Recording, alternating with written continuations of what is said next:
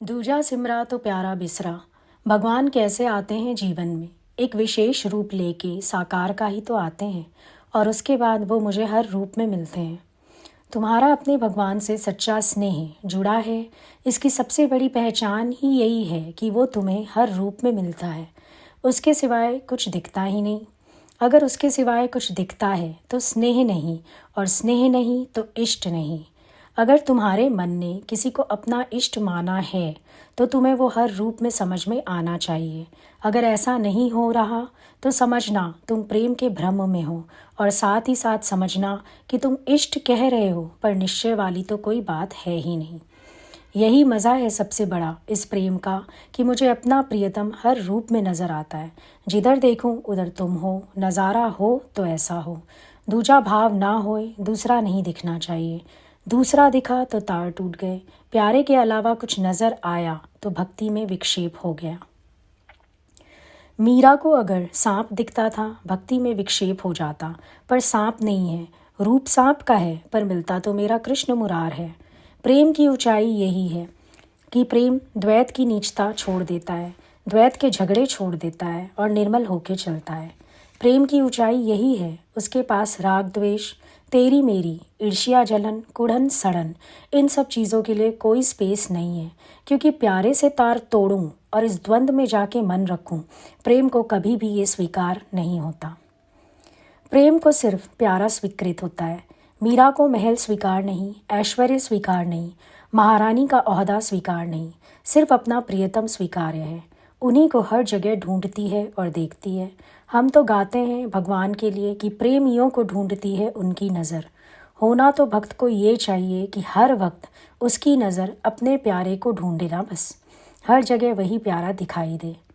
एक संत थे, वो रोज़ घर से जाते थे कि मैं भगवान के दर्शन करने के लिए जा रहा हूँ, पर जब भगवान के दर्शन करने के लिए जाते सारी गलियाँ घूम घूम के वापस आ जाते, मंदिर कभी पहुँचते ही नहीं। ये लोग सोचते थे कि शायद इनके दिमाग में दिक्कत है। किसी ने पूछा तो बोले, मुझे एक मंदिर दिखता ही नहीं, जहाँ देखता हूँ वहीं मेरा प्यारा नज़र आता है, मैं उसी के पीछे हो लेता हूँ। कहीं भी दर्शन करके वापस आ जाता हूँ, मैं क्या करूँ, हर गली हर कूचे में मेरा यार बसा हुआ है। अब तुम सोचते हो वो एक विशेष मंदिर में है तो तुम्हारे लिए आसान है, तुम उस मंदिर में जाते हो, दर्शन करके आ जाते हो। अब मुझे तो पता ही नहीं चलता कि मेरे यार का घर कौन सा है और कौन सा नहीं है, मेरे यार का रूप कौन सा है और कौन सा नहीं है। वही नज़र आता है मुझे हर जगह। उनके अंदर कभी ये भाव ही नहीं आया कि मैं दर्शन नहीं कर पाया, मंदिर नहीं जा पाया, भगवान को नहीं देख पाया। कहीं उनके अंदर दूर दूर तक भी ऐसा संकल्प नहीं आया। क्यों?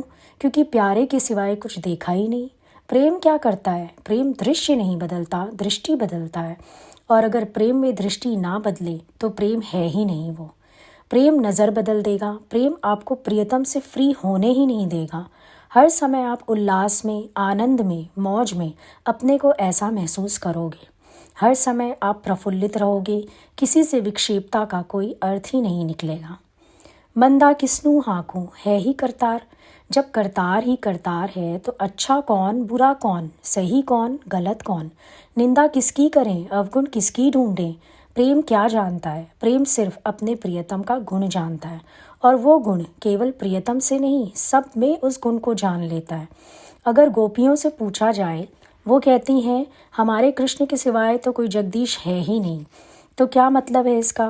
प्रेम अपने प्रियतम का गुण जानता है और सब जगह जानता है। सर्वत्र मेरे प्रियतम का ही तो वास है।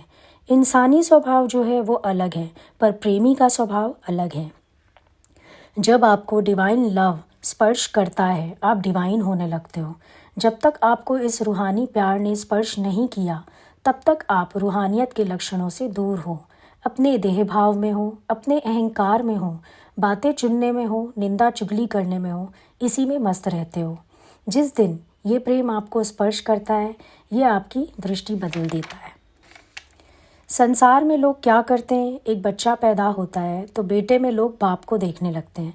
बाप जैसा लग रहा है, बाप पे गया है, एक्शंस भी वैसे ही करता है। और तुम एक भगवान के प्रेमी में भी भगवान को देख पाए?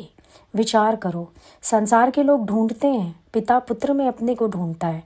अपनी जो उसकी भावनाएं अधूरी रह गई जीवन में खोजता है कि मैं पूरी करूं इसके माध्यम से। संसार के लोग कहते हैं पूत होवे पिता जैसा। क्या तुमने कभी भगवान के भक्तों के अंदर भगवान को खोजने की कोशिश की है? एक बात अच्छे से समझ लो, कृष्ण से मिलने में और कृष्ण में मिलने में जो अंतर है ना बीच का, इश्क उसी का नाम है। इससे ऊपर इश्क की परिभाषा है ही नहीं। शुरुआत होती है कृष्ण से मिलने में और अंत फना है कृष्ण में मिलने में। ये बीच का जो अंतर है ना, उसी को इश्क कहा है। और उसके बाद तो तुम खुद प्रीतम रूप हो। उसके बाद तो तुम समा गए उसमें। से में का जो सफ़र है, और इस सफ़र के दौरान हर जगह तुम्हें अपने प्यारे को ही तो खोजना है।